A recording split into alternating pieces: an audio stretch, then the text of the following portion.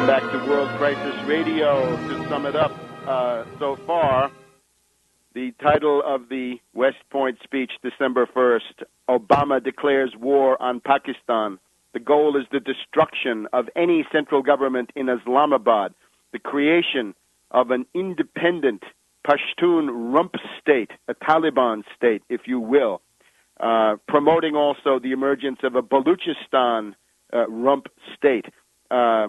Who knows what the Sindhis will do? And the Punjabis in Pakistan then left in this landlocked entity up in the upper reaches, relatively, of the Indus River Valley. The breakup of Afghanistan, the breakup of Pakistan, and therefore the introduction of this bacillus of secessionism, subdivision, mini-states, micro-states into Iran and possibly into India. And don't forget Tajikistan, Uzbekistan, and indeed into China. China has a common border with Afghanistan. You're dealing with things that are orders and orders of magnitude beyond anything the neocons ever dreamed of.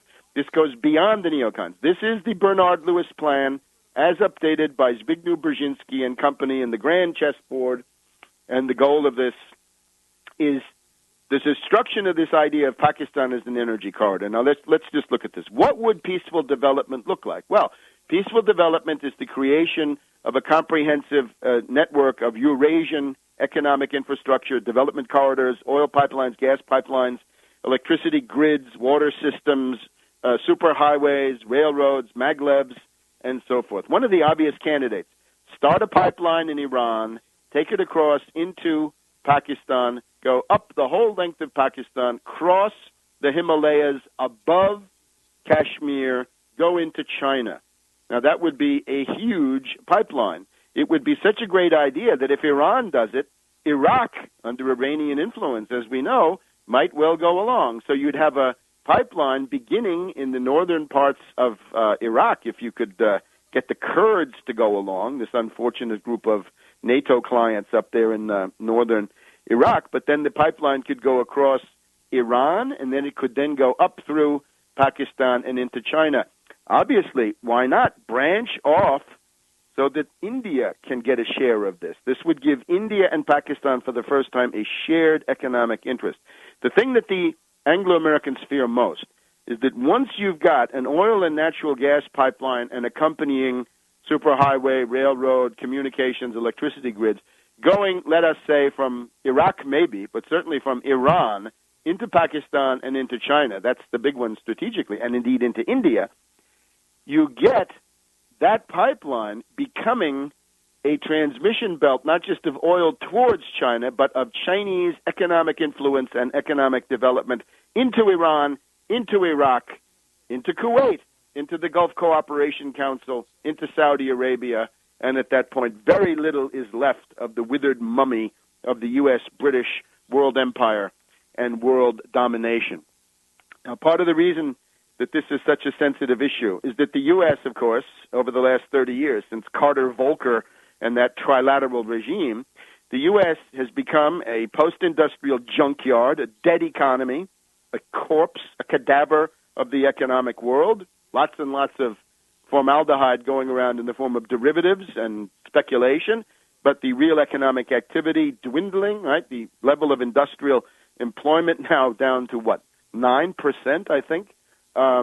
Tremendous losses just in the last couple of years. The U.S. is no longer an economic player. The U.S. is economically up the creek. The U.S., of course, is a financial player. Yeah, you want derivatives, you want some credit default swaps, that Wall Street can deliver. But real economic development, hey, the Chinese are light years ahead, and others too, all around the world. The Europeans can do a much better job. German exporters, at least in certain niches, can deliver that stuff. Therefore, the economic degeneration of the United States has created this huge strategic vulnerability that if real economic development goes on and the U.S. can't skim it with the dollar, right, we'd have to assume that if Iran were selling oil to China, they would cut out the dollar and they would say, let's get some renminbi or let's get paid in some other form, maybe euros, but certainly not this unreliable dollar, which is being played with by this gang of fascist corporate state devotees in Washington, D.C., and at that point the U.S. is cut out of the picture. The City of London can't skim, Wall Street can't skim, therefore they have to block it. It's an absurd situation. We're now at the point where the degradation of the U.S. has gone so far that peaceful economic development, normal stuff, economic pipelines, oil pipelines, gas pipelines, electricity grids, railroads, maglebs, all the things that would normally be peaceful development, all of this is now perceived as a direct strategic threat, because that would begin to become a transmission belt again from China across Pakistan and into the Middle East of massive Chinese economic influence, which, of course, is already growing, even though they're forced to use that 12,000-mile inconvenient and expensive tanker route. Just look at the U.S. reaction, again, to the port of Gwadar in southwest Pakistan, very near the Straits of Hormuz. You could have your pipeline actually have a branch down there so that lots of tankers could get oil in the Abu Dhabi or Saudi Arabia, bring that out to Gwadar, and put that on the pipeline. Tremendous savings as that oil flows overland into China. All of this range, and it's an exciting panorama of possible development projects to any human point of view, but from the City of London, Wall Street point of view, therefore the CIA, Pentagon point of view, this is anathema. They've got to stop it. So that is the why. Now, let's take a look at this now. The reason that Obama's speech is such a mishmash, such a crazy quilt of contradictions, lies, and impossibilities is because he had to cobble together a piece of demagogy to cover this reality. You'll notice that one of the staples of his speech is this stuff about both sides of the border. One of the goals of this, remember, we can usefully compare it to Bush Cheney. With Bush Cheney, the goal was to take the hatred of the Taliban, of Al-Qaeda and bin Laden after 9/11, and to somehow transfer that out of Afghanistan and somehow pin that on Saddam Hussein. So what Obama's trying to do is to merge Afghanistan and Pakistan in the public mind. In other words, these are becoming the same thing in the collective unconscious of the unfortunately duped masses, the politically inert and stupefied masses here in the United States, especially the Kool-Aid drinkers who believe Obama. So both sides of the border, says Obama. The cancer of the Taliban has metastasized to the other side of the border. It's in Pakistan. So the New York Times caught that, and their article was entitled "Between the Lines, a Focus on Pakistan." And indeed, a lot of the commentary, right, that this is really about Pakistan, and that's where Matthews gets his idea that it's a Rube Goldberg invention. Well, in some ways it is.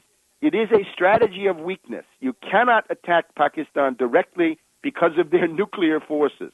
You cannot hope to occupy them because it's 160 million people. The U.S. couldn't occupy this in a million years, even if they could defeat the Pakistani forces, which it's not clear at all that they could do, even with the help of India, right? That would lead to a guerrilla war. It would become a mega Vietnam beyond belief at the level of 160 million people and so forth. So this cannot be done. Therefore, the only hope is to precipitate a civil war.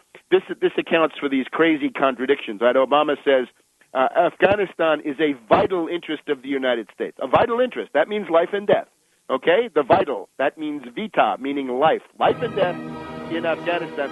But it's only worth 18 months. Well, that's, of course, a lot of demagogy for its less. But it's basically saying we think we can start this civil war and then reduce our presence once the civil war is going in grand style. We'll be back in a minute.